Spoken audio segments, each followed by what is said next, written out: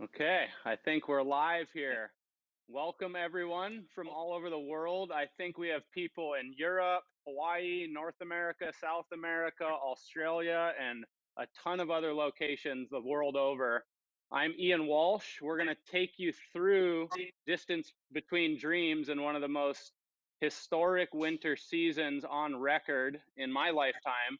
And to join me, we have in the top right corner here, we have Mr. Rob Bruce, the director of the film. He was in on the whole process. Lower left corner on your screen is Kevin Wallis, a world-renowned surf forecaster that is going to help highlight how monumental this season really was and what it stacks up to against the other seasons. And the bottom right screen is Chris Christenson, one of the best shapers on the planet and a creative genius who helped modify the boards to take us to places our brains could only visualize during this historic winter. So the first thing we're going to touch on today is to kind of go through some of the aspects to what made this film so special. And part of that being my family and how we were kind of thrust into this situation in large surf to work together, and born out of necessity, we really needed water safety to make sure we were all coming home alive at the end of every day. And the way that kind of worked was with my three younger brothers and I, we would go out on these big days, and while two of us was surfing, the other two were on jet skis operating safety. So if someone falls down on a big wave, has a bad crash, wipeout, whatever you want to call it, one of the other two on the jet skis would go in and rescue them. So born out of that necessity, it kind of amplified and snowballed into a much larger operation for doing the best to mitigate the risk and help all of us get home safely at the end of the day.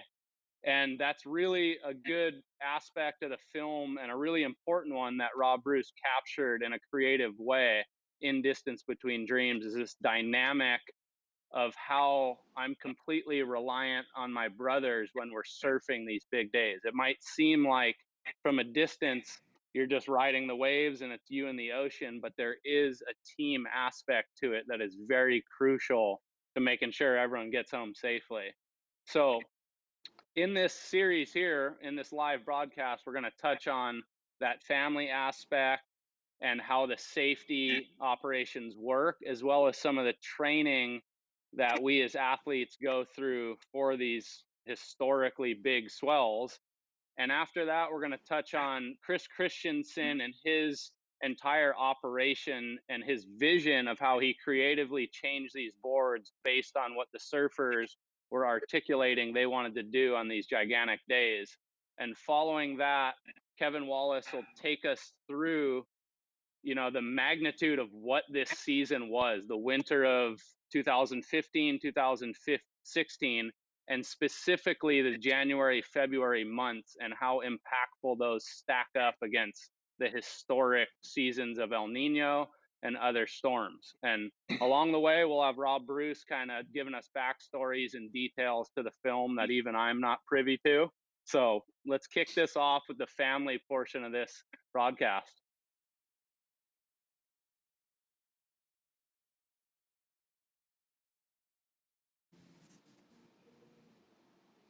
They were his little helpers. Yeah, it was pretty good.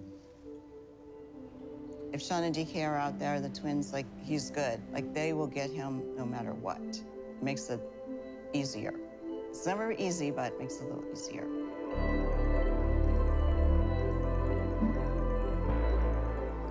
What a crazy combination is the four brothers. They're a team. He's the older brother. We all follow in his footsteps. If he was a complete derelict, we probably would have followed him right down that path. But he was a valedictorian of his high school. My love and infatuation with big waves wouldn't be what it is at all without my brothers. It just wouldn't work. The first swell of the year at Jaws is always super exciting. Everybody's a little nervous and excited to see each other. There's that energy in the air that you really just can't duplicate. You know what a crazy combination is the four brothers. They're a team. He's the older brother. We all follow in his footsteps. If he was a complete derelict, we probably would have followed him right down that path. But he was a valedictorian of his high school. My love and infatuation with big waves wouldn't be what it is at all without my brothers. It just wouldn't work. almost feels like you're going to like a gladiator war every time you go out there. Like there, you don't know what's gonna happen. I wasn't really here on the buoys this morning, so we slowed everything down. Rather than launching at like 6 o'clock, we decided to just move everything back and not burn ourselves out sitting out there waiting for the waves. The wind's gonna come up, but there's no wind right now, so the quicker we get out there, the glacier will be.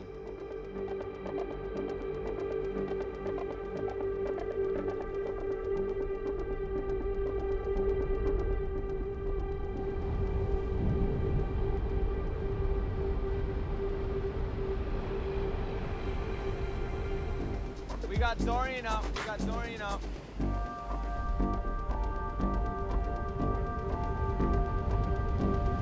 Hey, grab the rope, Shane. Grab the rope. Greg, this is Greg.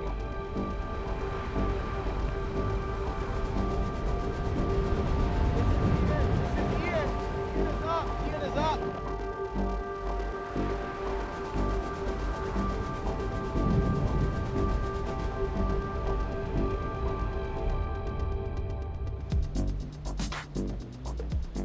I think I cut myself pretty bad. Hey, we're coming back to the boat. Ian cut his finger. Get the boat ready. Can I surf still, Yank? Yeah. Just wrap it and stitch it later? Wrapped it up real quick and went back out. And I got another fun wave that was really bumpy. Ended up taking a breather, and the waves just seemed to get kind of weird right then. On a really good day at Jaws, you could go and just catch one wave in those 7, 8, 9 hours. Right now, we kind of just finally got the whole crew in, and I'll go get stitched up this evening. Make sure that I didn't chop any tendons or anything weird. Feels like a medium to average day, but very good start. It's just the beginning.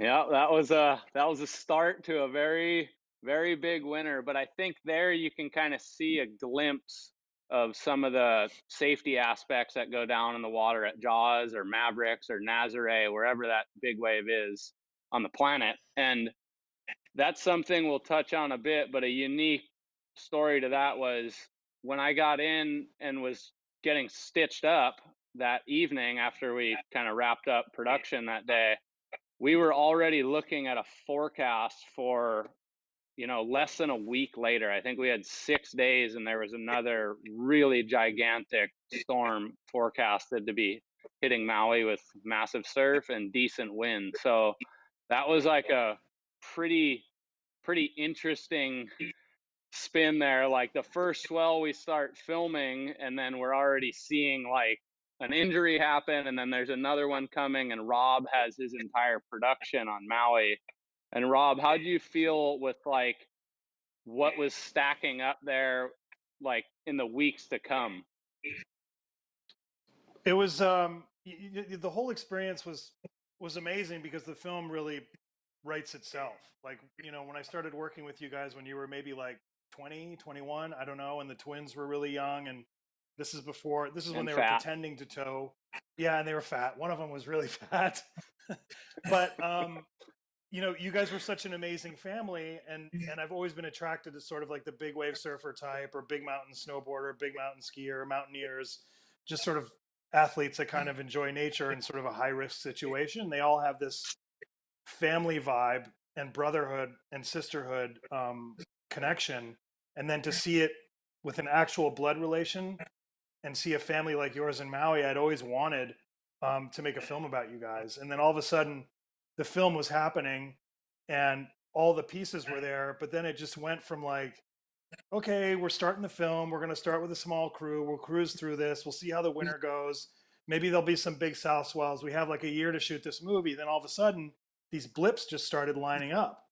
And from a production standpoint, it was crazy. Like, I think we flew our water audio guy back and forth from the mainland like once a week. We'd be like, okay, nothing's coming. Don't worry, this swell's not that big. And we'd send him back, and he'd get back to the mainland, and we'd be like, hey, can you get on a plane tomorrow and come back? And so you know, what ended up happening with that winter for us was amazing for the film. It wrote the film. Like, we had this idea of a film, but between your family and the ocean, it just wrote itself. All we had to do was be there and document it. But being there and documenting it in that environment is gnarly. And if it wasn't for all the cameramen in Maui and your family and the people we brought over working together, sharing clips, and just being a team, we wouldn't have had the film we had. And I think that's the beauty of working in Hawaii and Maui is the importance of family in general, whether you're blood related or not, and then community. And so there's no competition between cameramen on the cliff and in the water. You know, everybody's out there to work together and get the best outcome for each other. And so, you know, without that Hawaiian mentality, we probably wouldn't have the film we have. Yeah, totally. And for those that don't know, I'm the oldest of 4 brothers. I have a brother that's younger, Luke, and then the 2 youngest ones are twins, Sean and DK, and that's who is kind of highlighted in there. And that's the core group of what my safety dynamic was for the majority of this film, and has been for the majority of my life, and still is. So with that, we're kind of going to roll into this next segment, which is a little bit more along the lines of safety and the preparation. So in the preparation sense for this film, there wasn't much difference in what I was doing to get ready for the season. I felt just an underlying sense of anxiousness leading up to the year that this film happened to be captured in. For whatever reason, I just felt like it was going to be a big year. So I was feeling a big sense of urgency while I was doing a pre-winter training block. And that fortunately set me up to be able to last through the winter and feel pretty strong towards the back end, even with the magnitude of swells we got back to back to back.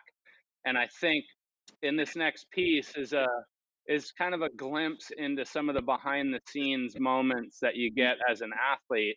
And I think Rob did a really incredible job of capturing that and showing it in a tasteful way, because as an athlete, that's things I'm really interested in seeing. Like, I love seeing what another athlete does when no one's watching. And that was something Rob was really adamant about capturing, was just these authentic, candid moments of what you're doing to prepare, or what's happening on that big day, or what happens when things go wrong. And that's a unique perspective you get within this film. And the film's entirety has pieces of that throughout the whole piece. And from an athlete standpoint, a lot of people see these moments of great accomplishment and, you know, things all culminating and coming together at once. But a lot of times you don't see the darker side of that, which are the setbacks, the failures. And then on the other side of that is the training aspect, how many hours it takes to actually put yourself in a position to succeed. So I think this film really showcased quite a bit of that. And this next part, which we'll roll right now, touches on both of those. There's really nowhere else that offers the intensity.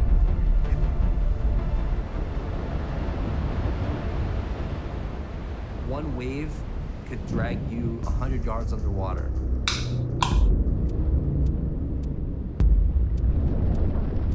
With the violence that you can't control your arms, you're hitting yourself, because you really do think you're gonna die.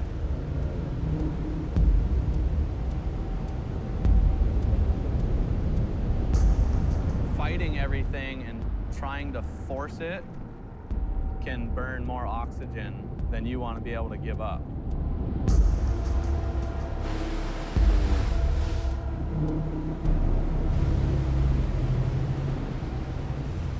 Calculated risks that you take, and you manage and minimize the risks by your physical preparation and mental preparation.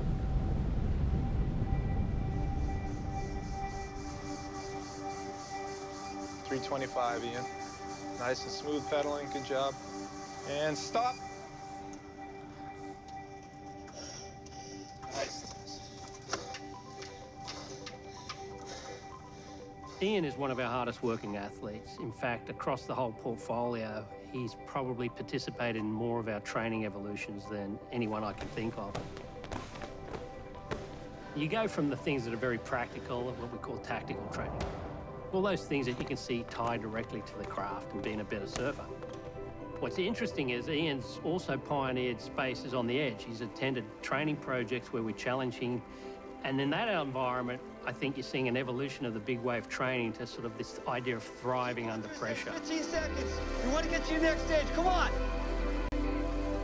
That's the stage. Numbers. Done. Let go. Good job, buddy. He gets to rehearse his techniques in terms of making the right decision at the right time when the stakes are really high. If they're caught in an 80-foot big wave, they need to be able to have all the skills and techniques to do an emergency breath hold that could be a minute at a time, and have to do that repetitively with only getting about 15-second intervals in between. Violent shark. The work we've put them through is the equivalent of any highly trained group that we've ever worked with. Just knowing I put in all the work I can to make myself feel as comfortable as possible in the most uncomfortable environment I can think of. He's doing 155-foot dives, almost 5-minute breath holds. You have to be prepared, to the highest level. Otherwise, eventually you're going to find that one wave you just can't endure. Cushion. There you go. He sort of knew the anticipation was there as far as like El Nino was sort of setting up and the hype was starting to settle in. He's one of the few, elite athletes within our sport. And then the twins, they kind of have a different aspect. They're sort of on their own natural training program, I'd like to call it. Just really connecting with yourself and staying physically active no matter what you do. Besides all the science and the communities we bring around Ian to try and help him improve in big waves, I think it's just really important that he goes and surfs for the sake of surfing. There's no competition, the waves aren't as big as they can be. Connect with his mates and enjoy himself, and that's really an important part of his program.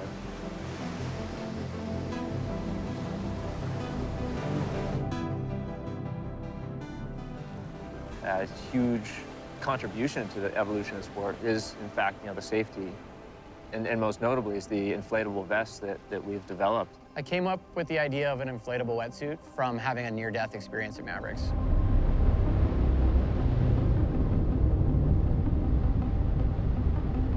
I was getting older, I was married, having kids. I just felt like it was way too risky for me to justify. It was something that was needed because the sport went to such a level that we were losing people.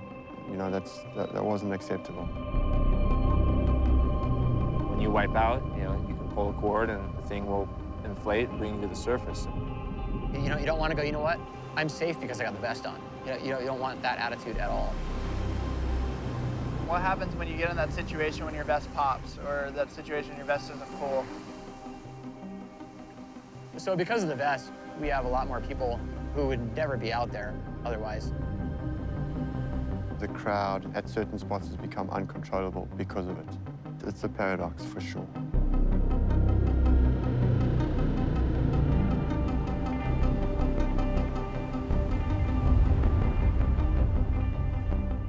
It saved lives, but it's also, in a way, I feel like endangering lives. There's people, out there who, probably shouldn't be. If you're gonna surf anywhere in the world, you should have a safety plan and a backup plan and a backup plan after that. Most people feel the vest is the safety plan. And they just assume that, like, the twins are gonna go pick those guys up. It was definitely hard morally at the beginning of it when it started getting really crowded.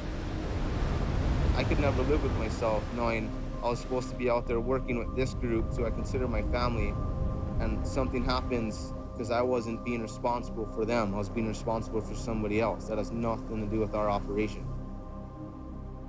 I don't think it's anyone's right to say you can and can't, but when you cross that line of not kind of following the proper safety protocols, being able to look after yourself first, you kind of have crossed the line and need to rethink what you're doing out there. If you look at the inflatable vest, yes, it's a nightmare, on certain days at certain waves. But sport has just become incredible because of it.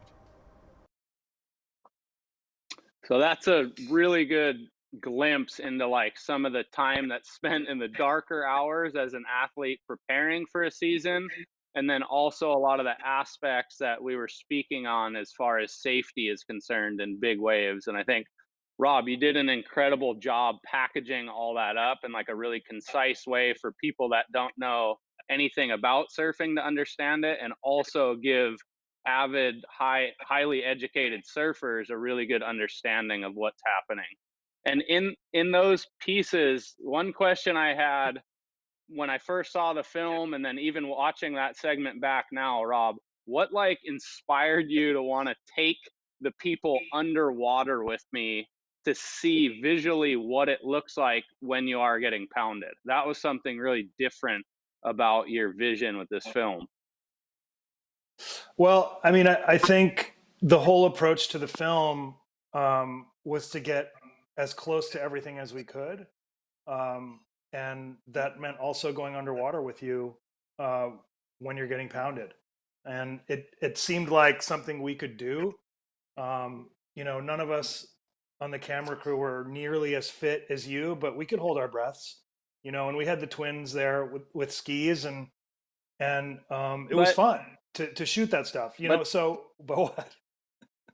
There is like, it's not like we were doing that at like a fluffy outer reef. Like you were taking yourself on the back of a jet ski into the impact zone at Jaws, which is how some of those images were captured.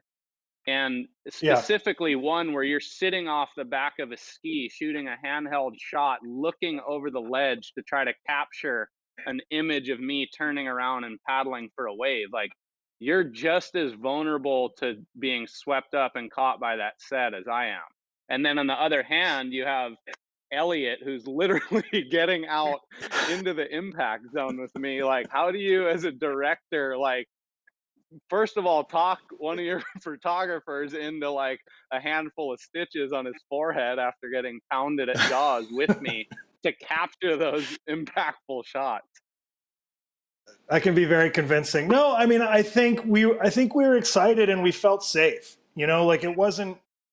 We kind of, I don't know, maybe we were deluded and caught up in the moment. But again, you know, I just wanted to bring people into the lineup. I just felt like up until that moment, even some of the top surfers on the WSL didn't know what big wave surfers were really going through and how hard they trained. And because I worked with Red Bull High Performance, and I had filmed athletes like you, like Blake Griffin, like Lindsey Vonn, and a bunch of other world-class athletes who have massive contracts and small contracts, all of you, when you're at the top of your sport, are at the same level. And I just don't think people were thinking of big wave surfing that way. And I just felt really a responsibility to portray you guys for how hard you work and what great athletes you are. Like, everybody knows that you're courageous, but I wanted to show what great athletes you are, and really the risk that's there, and try to get people in the lineup with you. So we just brought cameras in the lineup, and we had enough jet skis. We had a plan. Like we kind of knew what we were doing. It was like, if I went over the falls at Jaws, I felt okay. I was positive that I was going to let go of Elliot's red, and that was going to be the end of that camera. But you know, we didn't do it willy-nilly, even though you know what I mean. And we kind of left you out of those discussions because everything was such a production discussion all the time, and you needed to stay away from those talks. But I think we were safe, and I think the outcome was worth it. Like, it's probably the best part of the movie, and it's my responsibility to connect your story to non-surfers. And if I'm going to do that, I gotta get cameras in the shit, basically. Like we got to get in there with you. Yeah. And I think you hit it. Like, for me, like watching it back for the first time, I remember being like, wow, you're seeing what I see when I commit to a wave and turn around. And that's really cool to take the viewer on that ride with you.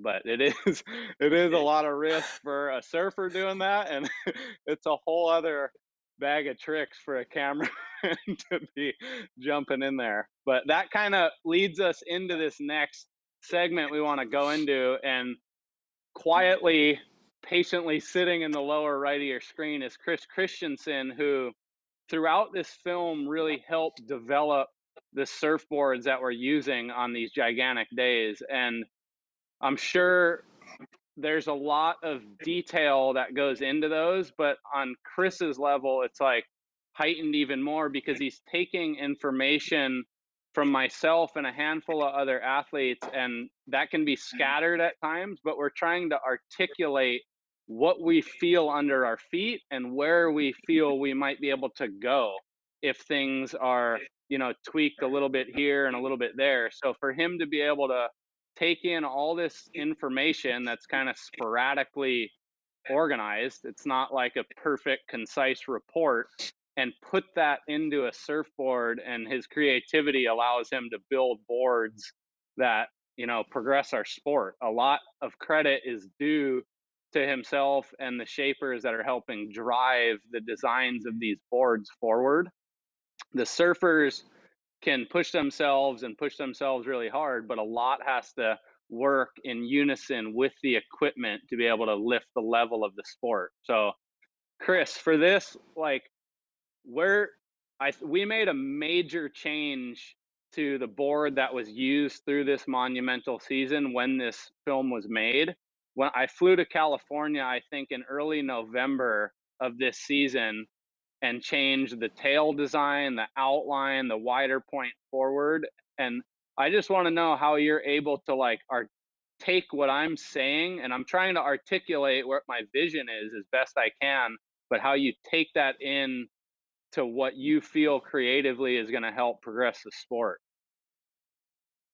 Yeah, I think what really helped me the most was, you know, you and I already having a relationship for several years already, and then your close relationship with Greg Long, and that's how we all kind of initially met. And so we already had our kind of our base point in the years, and the biggest challenge for me as a shaper for building big wave boards opposed to everything else I do on a business level is, you know, on a good winter, you guys are probably surfing 15 to 20 days a season on these boards compared to the standard equipment that you'd see through most surfboard factories where you can ride them 300 days a year. So that's the biggest challenge. And, you know, you and I would go over a lot of film. Obviously, I've made a lot of trips out there to watch you guys surf. Ian's always been really good at explaining his equipment more so than most pro surfers I've ever worked with. And with that, I think the most difficult thing about Ian and my favorite thing about Ian is he's hard to please. And that's really important though in making big wave surfboards because, and Rob and I have had a few boat conversations of this, but Ian's made me a better shaper, hands down, because, you know, he was never afraid to hurt my feelings. It was strictly, you know, progressing the sport, progressing his levels, getting him to where he wanted to be, and I was really up for the challenge. To me, that winter was like the Super Bowl for me, and I knew with Ian and with Greg in the water, I had the best starting quarterback, I had the best wide receiver, and I knew I had a big job to fulfill too, and it was an interesting year because it was a good distraction for my business because I felt so much more focused in my craft. Because at the end of the day, building these guys' boards is the same as building a parachute. Like they have to work, and I know there's safeties kind of in my hands, and I don't have, you know, I don't have any room for error really. So I'll never forget the level of focus I had. That season in particular was unique because the swells were like at such a frequent level that it felt like we were giving you feedback every single week and trying to modify and revise the equipment to the next step, which in one season or one 6 week to 8 week period between these swells, we were able to take more information than we would get in maybe 4 seasons combined because of how many really big days we had. And, you know, how much you're just getting more reps on these big days. And I guess like another question, like for myself and like anyone watching, is how you take, I guess, there's a lot of pressure that comes with that. Like you're building a board that essentially is the same as building or rigging up a parachute. How you take that pressure and then translate that through your whole team of like the guys setting the fins, the glassers, the painters, everyone, like how you disperse that pressure and still have, because sometimes that can hinder production and stuff. And you have an ability of like turning out these like pieces of art consistently, board after board, even with that level of pressure. Yeah, it was, that winter was crazy because there were so many swells, and I really felt like board design really progressed that winter for not just myself, a lot of shapers that are in the arena with you guys. And it was so great. I felt like Ian and I were on the phone together. If I wasn't in Hawaii or he wasn't in California, I felt like we were talking multiple times a week. Each swell, I felt like we made, you know, we go from swell to swell, and when we had a gap, we'd go back to the drawing board. I'd make more equipment. Like one of Ian's guns takes, in a standard production, it's about 15 hours of labor to build one of the boards, but there's also the drying time. So ideally we need 4 to 5 days to build these boards. And I have to go through because the fin angles are so important. So I pretty much drop everything else I'm doing business-wise when I see these swells coming up, make sure everything goes down the line right, from the shaping process, the fins, the lamination, to everything, to sanding the edges. I recheck all the fin angles. And then I got to make sure these get on the plane and get out to Maui in time for the swell or wherever they're going to be. So it was a lot of pressure, but I liked it because I felt like I was part of the band, part of the game. A lot of video footage was exchanged with Ian and I. He's really good at articulating what he's feeling, and we go back and rewind. And you know, I was able to make slight adjustments. One of my favorite things during that winter is what we did with the fins, and in between swells, sometimes in between like 3-day gap, I talked to Ian and he's like telling me how he wants to go looser and some sections he's wanting to reach.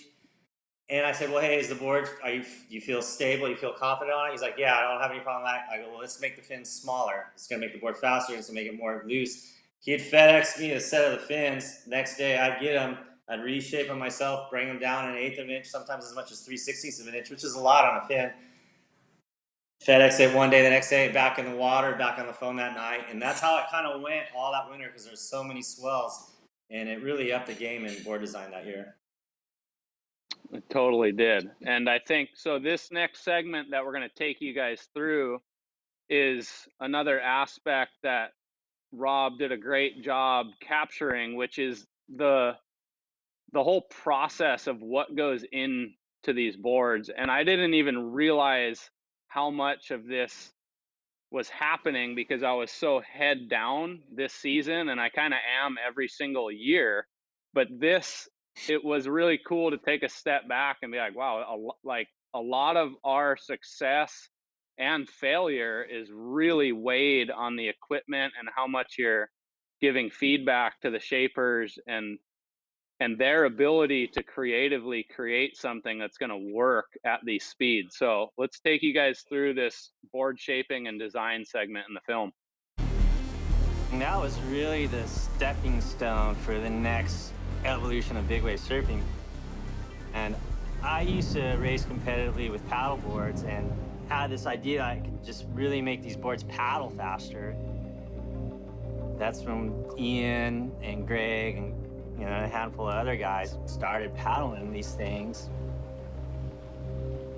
We made that conscious decision to stop tow surfing and go back to paddling.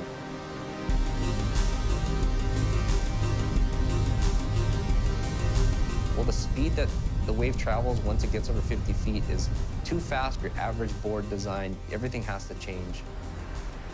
Are they ready? I'm not sure. No one's ever done this before, so nobody knows. Chris Christenson, he keeps detailed that I don't think any other shaper, really does.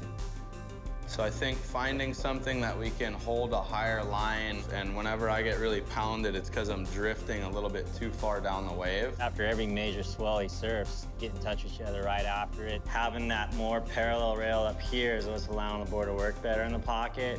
We're able to get you to paddle in faster with the wider shoulders, and then having that wider tail block, so it's allowing it to be a little looser. If they can be confident in me before they get in the water, that's right away they're ahead of the game.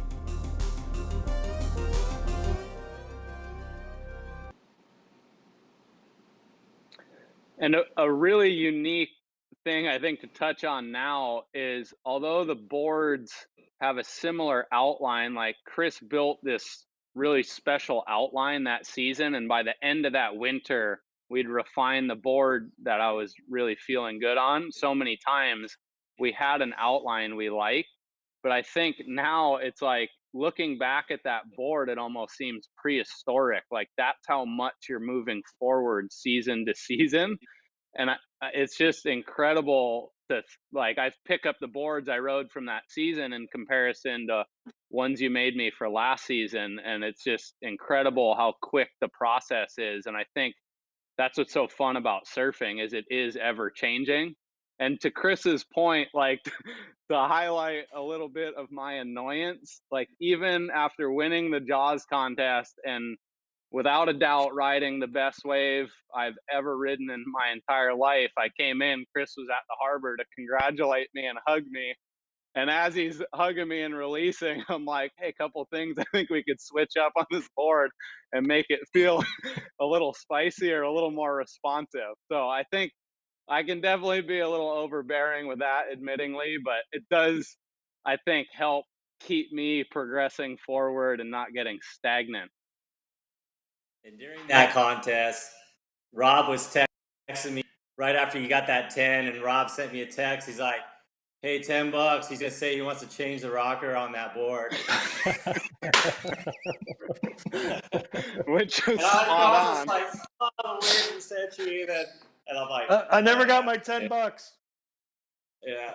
And and another thing in that contest too is that, you know, I get pretty involved, but I'll never forget too is, you know, Ian, he's always out there trying to get the wave of his life, but I had a walkie-talkie with his brother, and then in between heats, I talked to Ian during that contest, and we actually got in a little verbal spar on what board he should use, and he's like, I want to use a 9.8, and I had a different view from the cliff. I go, no, it's picking up, it's getting bigger, and it's getting windier. You're going to need a length to paddle in. And he's like, yeah, the West Pole's working. It'd be good if you can get under the hood with a 9.8, but I think you're going to need every bit of your 10.4.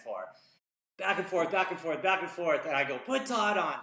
I get his brother Todd. I go, make sure he puts the 10.4 under him right now. Like, make sure he goes in the water with the 10.4. He's like, I got it. And then, sure enough, that's when he got that wave in that next heat.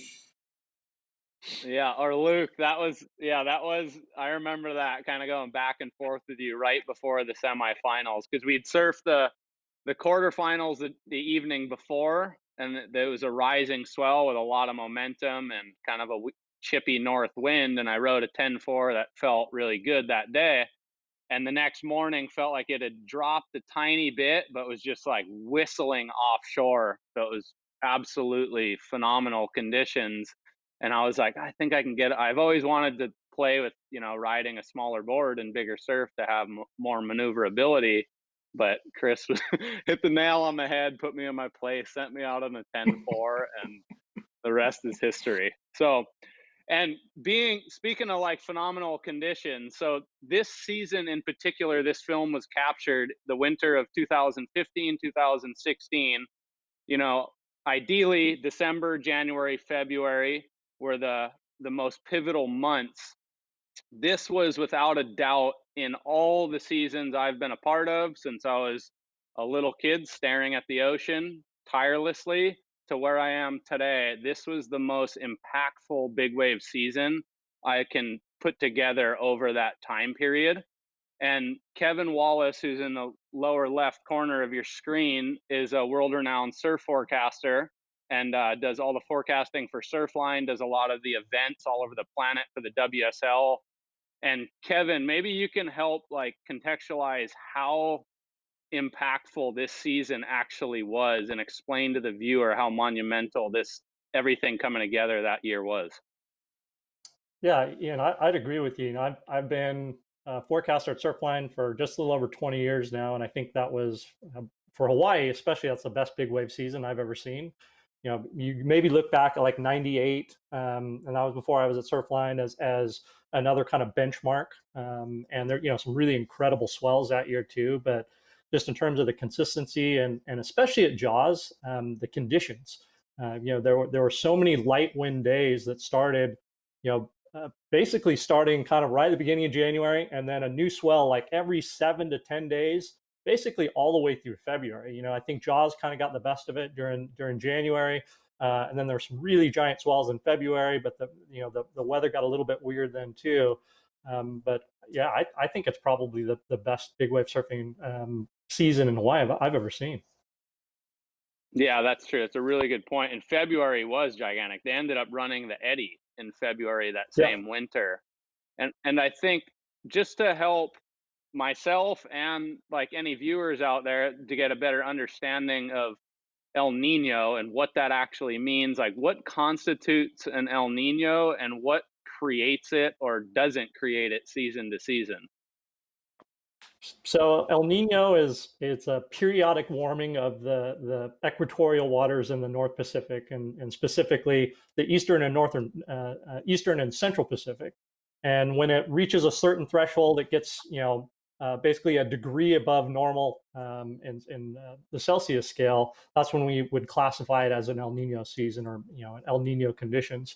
As it grows in, or excuse me, not it grows in strength, but as it grows in temperature, as those sea surface temperature anomalies become greater and greater, that's basically the stronger the El Nino is becoming. And no two El Ninos are the same in terms of the global weather impacts they have. Their global weather impacts range for anything from enhanced tropical activity in the eastern and central Pacific, drought in Australia. A lot of times you can get a lot more rain than normal. In California, you can get more surf than normal in the North Pacific. No two El Ninos are the same, but what we have noticed over the years, and this is still a relatively new phenomenon that we've studied, and especially in terms of like how it impacts the surf. What we've seen is with strong or very strong El Ninos, and 2015 and 16 very much qualified as that. We tend to see much larger normal than surf in the North Pacific, and it almost always tends to happen, or the strongest signal is it starts to happen right after the holidays. And sure enough, on cue in 2016, we hit January, and we'd had some swells earlier in the year, but really as soon as we hit January, I think a really pretty solid swell around the 4th or 5th, I think I want to say, and then basically it's like every week after that. And one of the other interesting things with El Nino too is you'll tend to see stronger storms in the North Pacific, which can lead to larger than normal surf for whether that's Hawaii or the U.S. West Coast. You also see these storms take a further track south, meaning they'll come a little bit closer to Hawaii. They'll come a little bit closer to like Southern California too. And what that can mean is as those storms dip further south, they can erode away that high pressure that sits north of Hawaii, and that's responsible for east-northeast, northeasterly trades. That Jaws is one of the windiest places in the world. It probably blows 20 to 30 knots out there, 325 days a year, something like that, maybe more. And one of the most incredible things about that season is the number of light wind days that you saw. In particular, that swell right around the middle of the month, January 15th, where it was probably it was the biggest clean swell of the season, and it just had these buttery conditions out there. I mean, that was a lot more than Maui glass. I don't know, what do you even call that? Yeah, that was as good as conditions get, and you hit the nail on it there. It's like it started right after the holidays. January 4th, big swell. January 10th, big swell. January 15th, the swell you're speaking about now, which was arguably one of the biggest paddle days ever. And then January 27th and 28th was another giant day with light winds. So I think you spoke earlier that you might have some animations to kind of show the viewer and kind of talk them through a little bit about what we see as a surfer forecasting a swell and what you guys see as a professional forecaster or meteorologist. Like how how you view that. And I think you have one teed up here as far as an animation to what it looks like in that month of January. So let's maybe roll that and see what that looks like. Yeah, and so what this is showing is that one storm that's actually set up the swell for January 15th. And when you see these purple blobs, that's indicating we have very large wave heights within the North Pacific. You know, once you get into that purple realm, that means we've got wave heights of around 45. Even, you know, the silvers mean it's up around 50 feet, which is a super significant storm and very significant swell, especially when you're that close to Hawaii. You know, this is about 1,000 to 1,500 miles away from Hawaii, and so when you've got, you know, seas that big, you've got a storm that's lined up and aimed fairly well at Hawaii. That's when you end up with one of, you know, these biggest swells of the year. Like, I remember looking at the satellite image of that storm, you know, either January 13th or 14th, and we knew it was going to be a big swell already. But when I saw that satellite image, it's like, oh man, this thing is going to be a monster. Because it was aimed so well at Hawaii, you know, better than I think a lot of the forecast maps had shown. And I mean, sure enough, I think the Pavela buoy, which is off of northern Maui, was something like 18 to 20 feet at 18 to 20 seconds, which doesn't happen very often. You know, buoy 1, I think, was up over, you know, 20 feet. It's like 22 feet at 20 seconds, something like that too. And those are, you know, once in 10 years type of events, maybe once in 15 year type of events. And then again, to pair it with that light wind, gosh, I don't know, once a quarter century type of event. You know, I think you'd have to go back again to 98. Yeah. Yeah. So it's, I think the same. And with I think another unique aspect to that day was the timing of the swell for Maui. It wasn't there at dark in the morning. It like slowly rolled in around midday, which gave it a peak right around sunset. So it was like watching it build and had, you know, the long interval from the start of the system there arriving created these big double ups and a lot of big barrel opportunities at that size. Yeah, you know, it was interesting. Like the swell period was really very long that morning, and I mean, I know you know more so than anyone else. Like, when you've got a very long period swell, that means the swell is moving particularly fast, and it's even harder to paddle into. And it's just it's crazy to see that amount of energy in the ocean. And historically speaking, do you think, like, I know it's hard to predict the future, but do you think that season will stack up for many, many years as we all get a lot older in comparison to like what's happened since they've been keeping records as far as large surf seasons? Yeah, absolutely. I mean, again, I think you have to, you know, we'll look back at the two previous like really strong El Niños, and they were spaced 15-ish years apart. You know, so you look back to like 82, 83 was a really strong one, 97, 98, and then 15, 16. And, you know, depending on which metric you're using to measure the strength of El Nino, those three they're the top three, and each one you could make an argument for that each one was the strongest El Nino on record. Again, they're all a little bit different. If I recall correctly, 82, 83 was pretty stormy in Hawaii. 97, 98 was a little bit of a mixed bag, and 15, 16, for the most part, really had pretty good conditions, especially all the way through January. So, yeah, I see this season standing the test of time. I mean, who knows when it will happen again? Hopefully, it's in your lifetime. Hopefully, it's in our lifetime. Would love to see another one, you know, sometime in the next 15 to 20 years or sooner than that. But it's a pretty special season, and unfortunately, I don't think they come around too often. Yeah, that's very much the truth. And so with that said, we're going to take you guys through what really is a big part of this film. This is the odds of having like a production of this level that Rob is juggling and managing and directing to culminate with one of the historic days in my lifetime at the same exact time and have kind of everything come together on the same day is really, really rare. And I think this was one of the most impactful segments in the film, was just the energy that this day created. And this is January 15th, 2016. And this is a day that was, you know, arguably the largest paddled swell at Jaws, and arguably the best conditions ever for a swell of this size. So let's take you guys through that. Here's January 15th, 2016.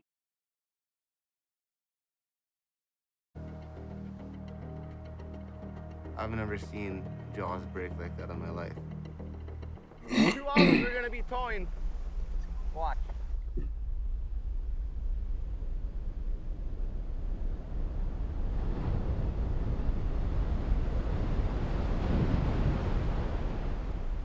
It felt like you're scratching just to get a little bit of momentum into it because the wave's moving so fast, then there's so much water coming up the face.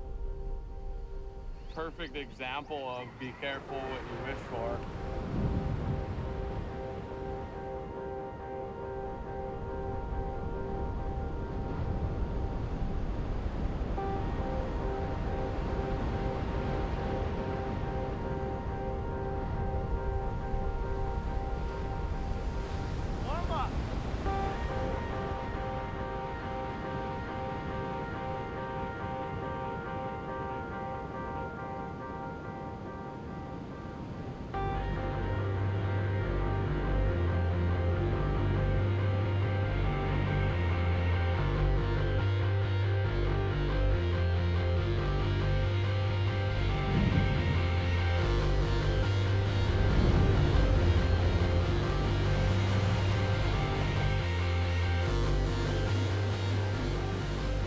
Get on.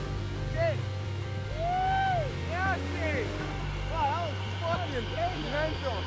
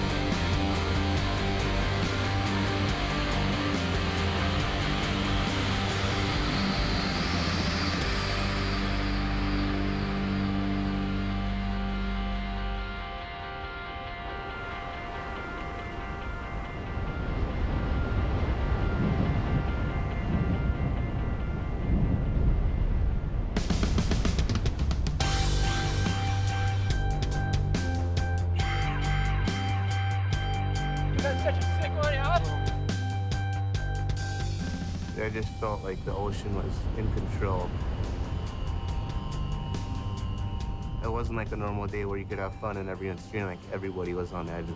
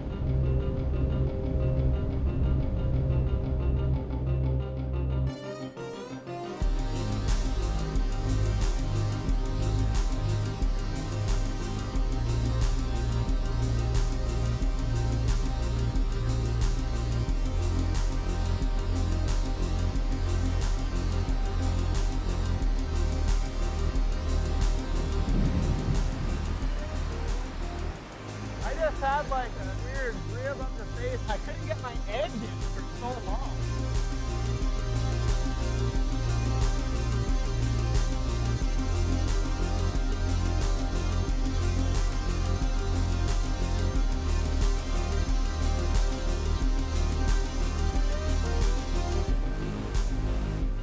I saw him whip it and go on this wave, and right when I saw him get to his feet, I was like, he's too deep. And, you know, when you're out there, sometimes you just have to take that risk.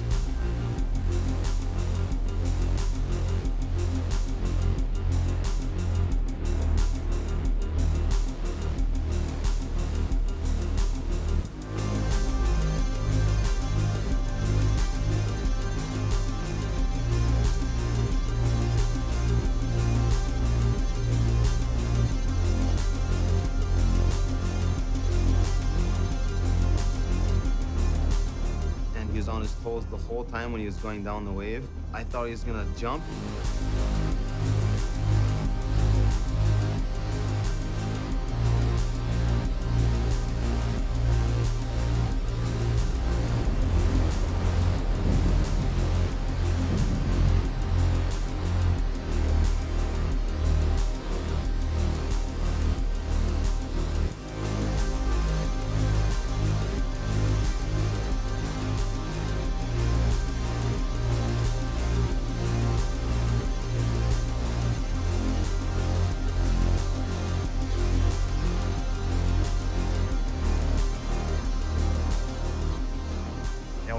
Some of the rides out there today, that's, you know, history was made for sure.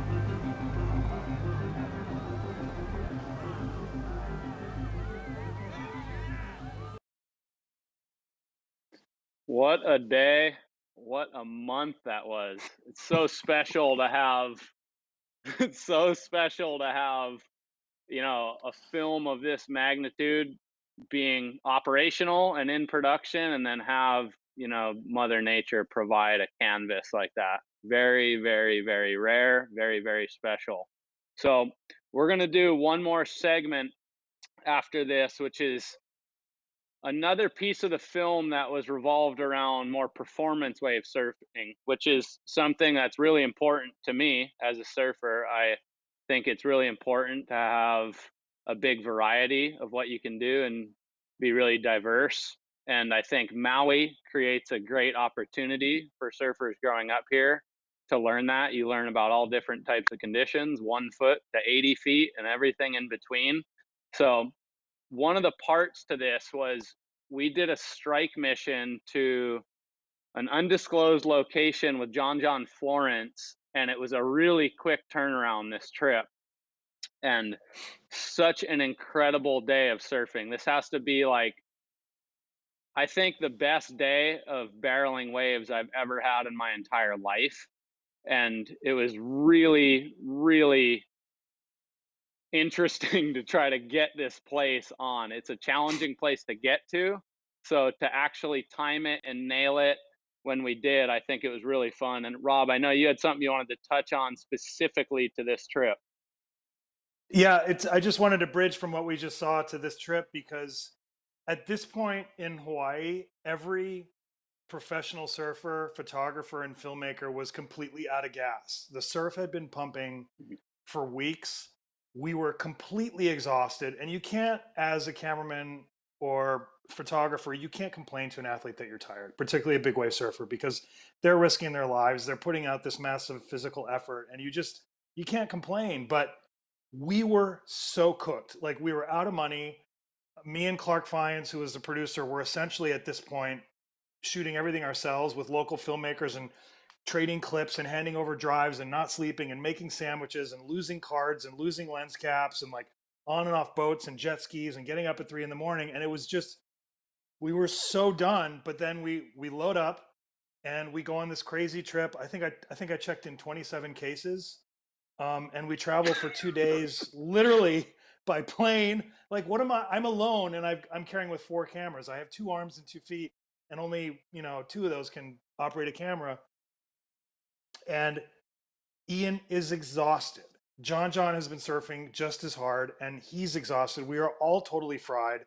We get to this wave, we get in the water, we're filming, And I have to say, like, this is where the world-class athlete really showed itself, because they wouldn't stop surfing.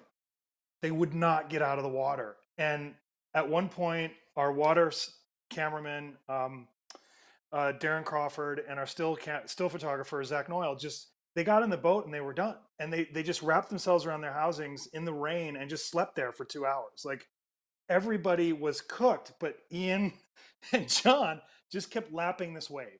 And it was mind blowing. And I don't think I've ever mentioned that to you, Ian, but like, we were fried. Like, Elliot was done. Like, the drone could barely fly. Like, gear was falling apart. Poor Knutson had been chasing John for weeks. And by the time we left this wave, like, we probably lost 10 years of our lifetime. Like, I look at stills from that trip and none of us look good at all. Like, it looks like we've all just been in a bar fight for 2 days.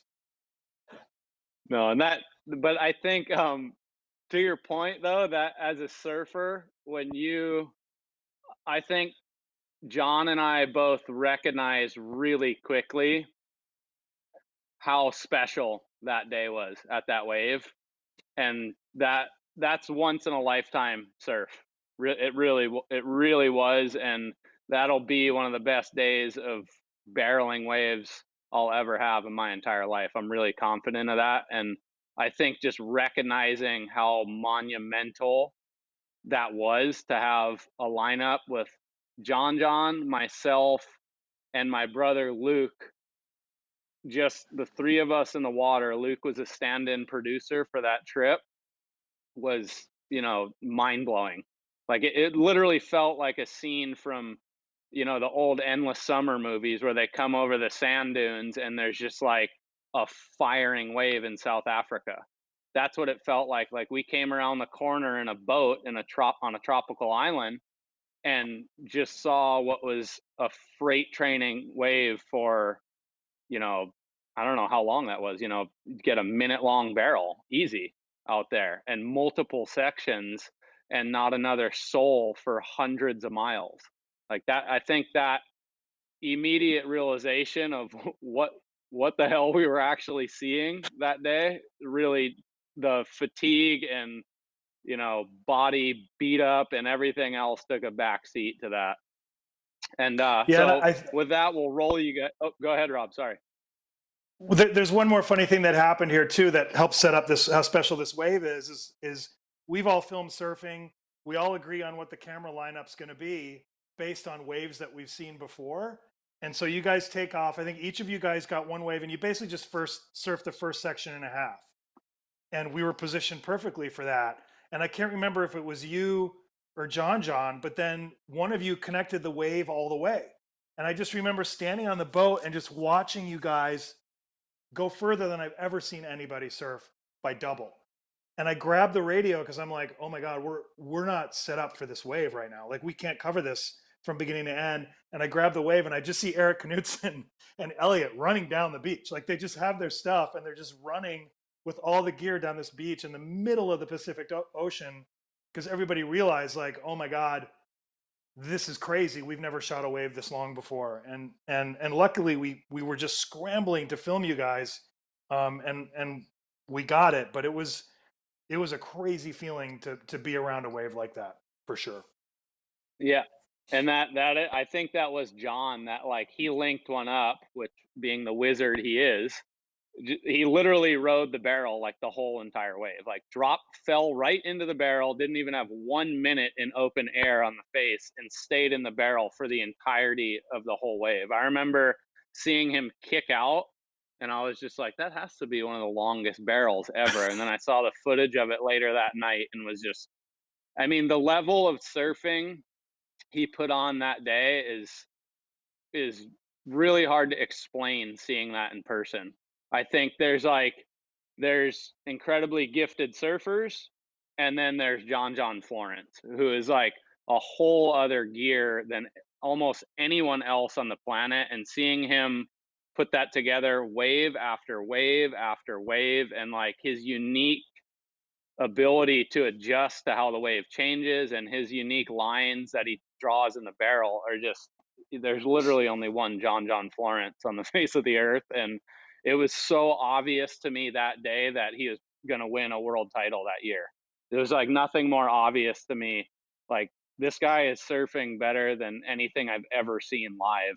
And, you know, later that year, he ended up winning a world title. So let's roll right into this right now. This is the session of a lifetime John Florence and I had, and Luke Walsh was there to join, and he might have snuck one of the waves of the day later when the cameras were off. But this is a really, really special day, and here it is. John Florence, Ian Walsh, undisclosed location.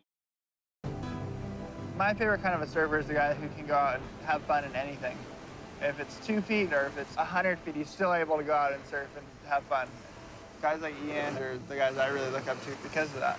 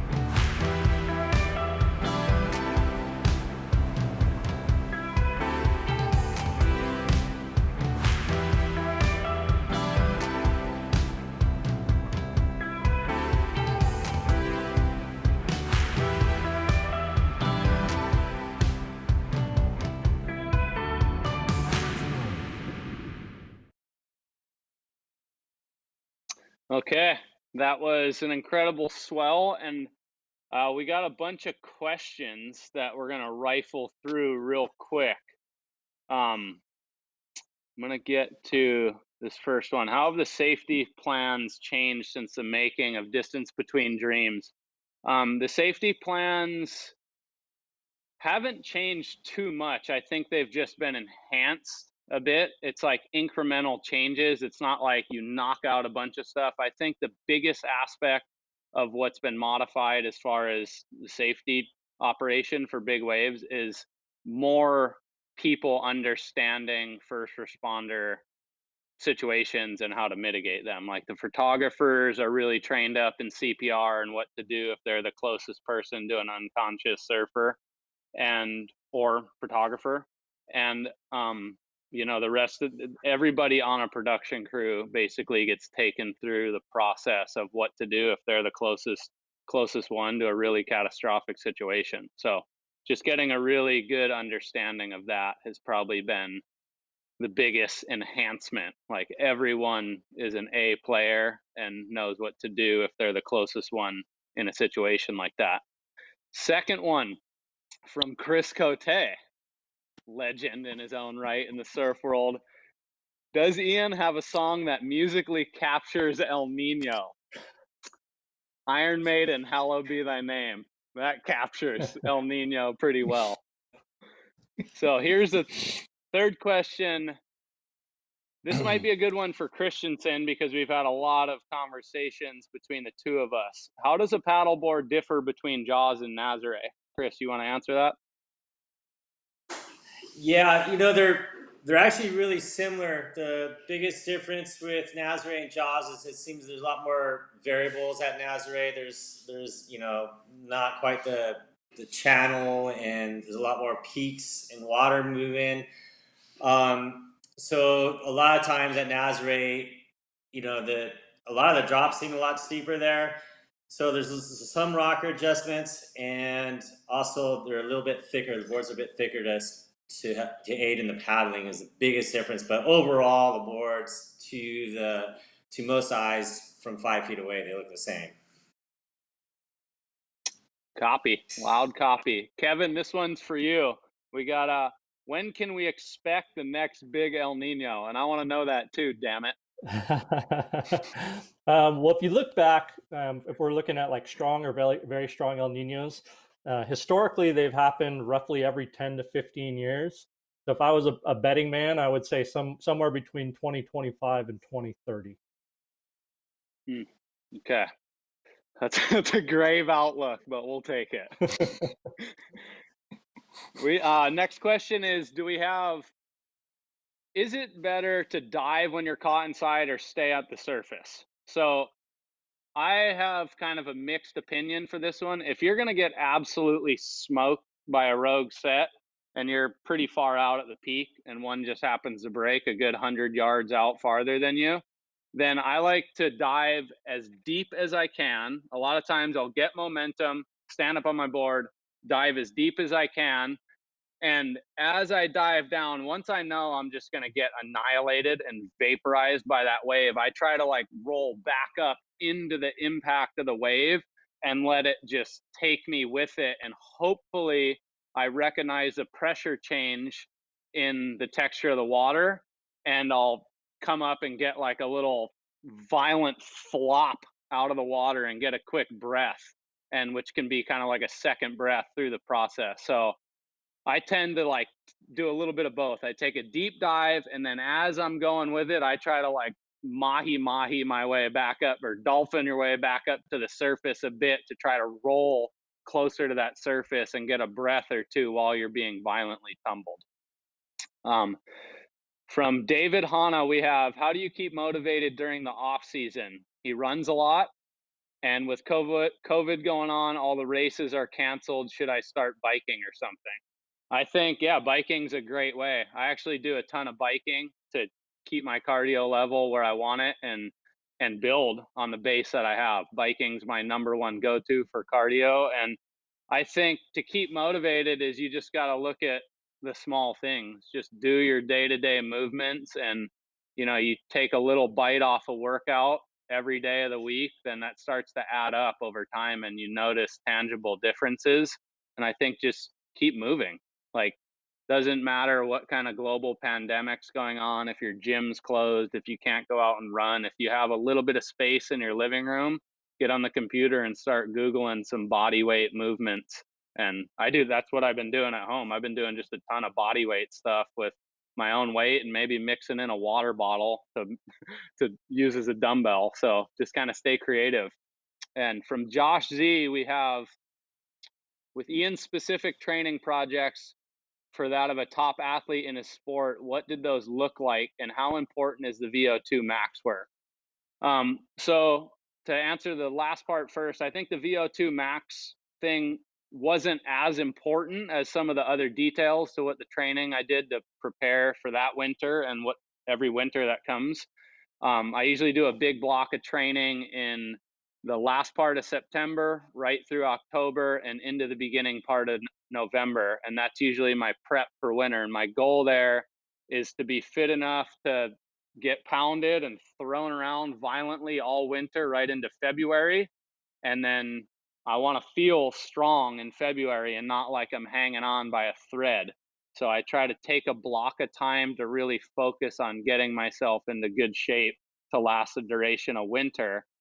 And for that, I guess that specific project, I was just really dialing in and adding a few different layers to what I was doing for training. A lot of breath work, a lot more biking. There were a lot of layers that I added in. And since then, I've found how much I like, how much I didn't like, and I found a good balance of mixing in the breath work, the gym work, the bike work for cardio, and now the big component I've really added is recovering a little better and putting more time into that. Sauna, ice bath, whatever you need to do to keep the train on the tracks.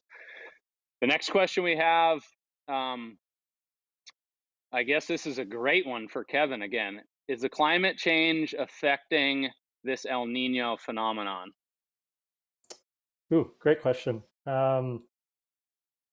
We probably don't know, to tell you the truth, right now. I think one thing that we do need to consider is just baseline levels for water temp. So, as I was talking about earlier, El Nino is largely characterized by how much warmer than normal sea surface temperatures are along the equatorial Pacific and the eastern and central Pacific. With generally warming temperatures already, I guess we might need to reconsider what we would consider like a weak, moderate, strong, even very strong El Nino. Beyond that, I just don't know, to tell you the truth. Okay.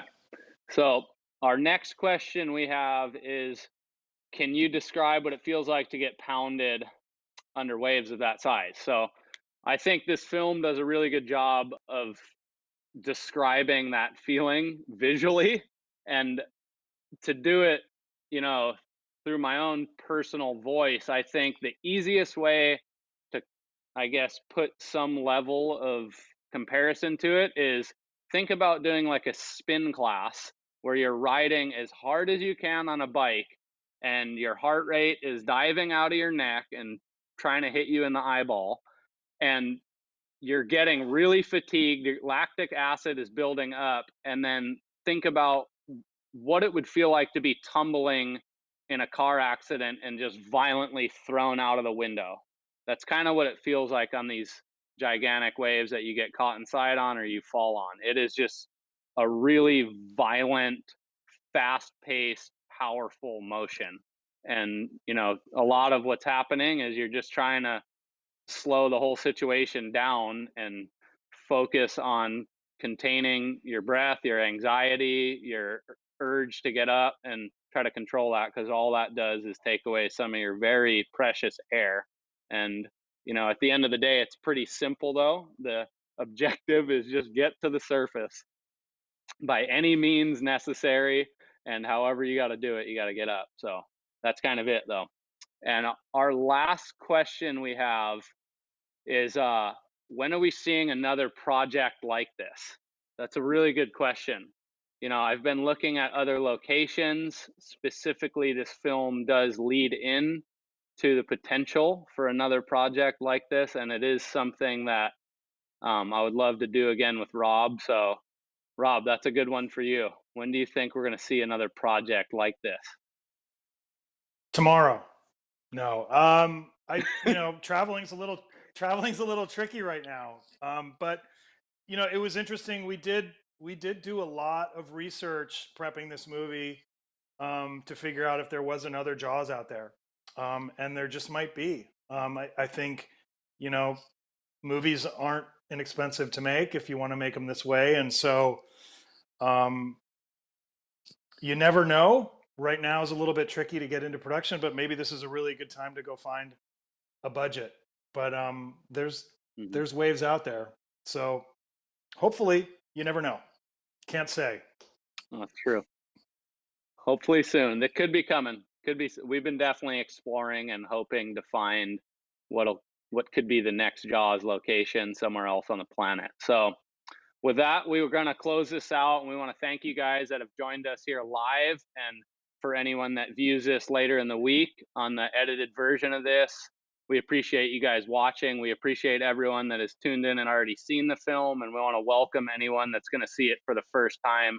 And we're really proud to share this project with you and give you a glimpse into what the big wave surfing world has to offer from an entertainment standpoint. I think Rob did an incredible job capturing it and telling that story.